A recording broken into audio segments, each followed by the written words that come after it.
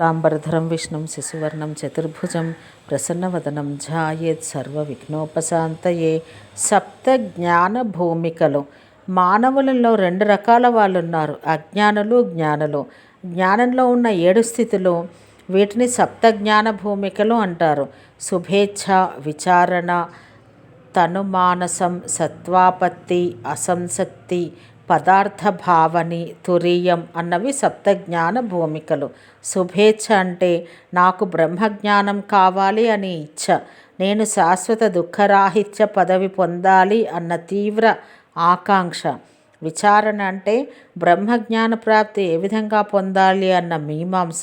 బ్రహ్మజ్ఞాన ప్రాప్తి విధానం ధ్యానం, స్వాధ్యాయం, సజ్జన సాంగత్యం అని తెలుసుకోవడం.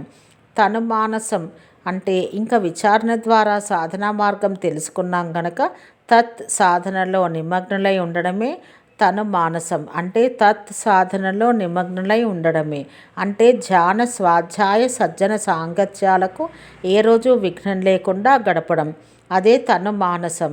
సత్వాపత్తి, శుద్ధ సాత్వికం సాధించడమే సత్వాపత్తి. అంటే ఇప్పుడు తమోగుణం, రజోగుణం అన్నవి పూర్తిగా శూన్యమైన స్థితి. ఇక మిగిలింది శుద్ధ సాత్వికమే. తమోగుణం అంటే సోమరితనం, రజోగుణం అంటే నాకు తెలుసు అని అధికార దర్పం. ఈ 4వ జ్ఞానభూమిక ధ్యాన, స్వాధ్యాయ, సజ్జన సాంగత్యాల సాధన తీవ్రస్థాయిని అందుకునే స్థితి.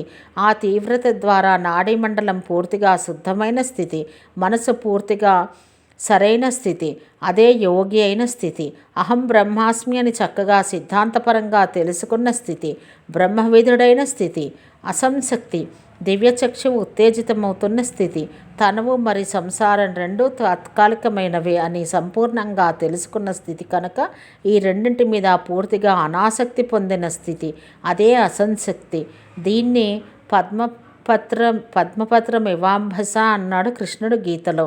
అయితే ఇతనికి సంసారంలో అసంశక్తి ఉన్న ధర్మనిష్ఠుడు మరి కర్మనిష్ఠుడు, తనువు పట్ల మరి సంసారం పట్ల తటస్థ దృష్టి కలిగి ఉన్నవాడు. దివ్యచక్షువు ఉత్తేజితమైంది కనుక సత్యద్రష్ట కాబోతున్నాడు.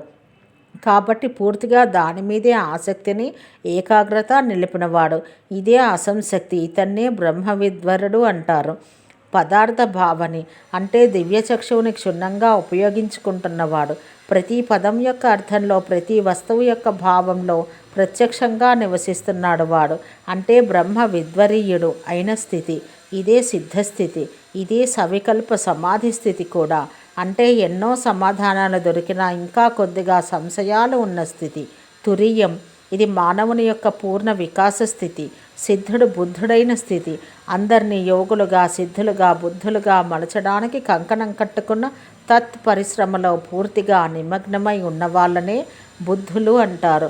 ఇదే సహస్రదళ కమలం, ఇదే 1000 పడగల పాము. ఒక్కొక్క మనిషిని యోగిగా మలచినప్పుడల్లా సహస్రదళ కమలంలో ఒక్కొక్క రేకు విచ్చుకుంటుంది. ఇతన్నే బ్రహ్మ విద్వరిష్ఠుడు అంటారు. తురీయం అంటే సర్వసామాన్యమైన జాగృత, స్వప్న, సుషుప్త స్థితులు దాటినవాడు. తురీయ అంటే 3 దాటిన అని అర్థం. అంటే నిర్వికల్ప సమాధి స్థితికి చేరుకున్న స్థితి.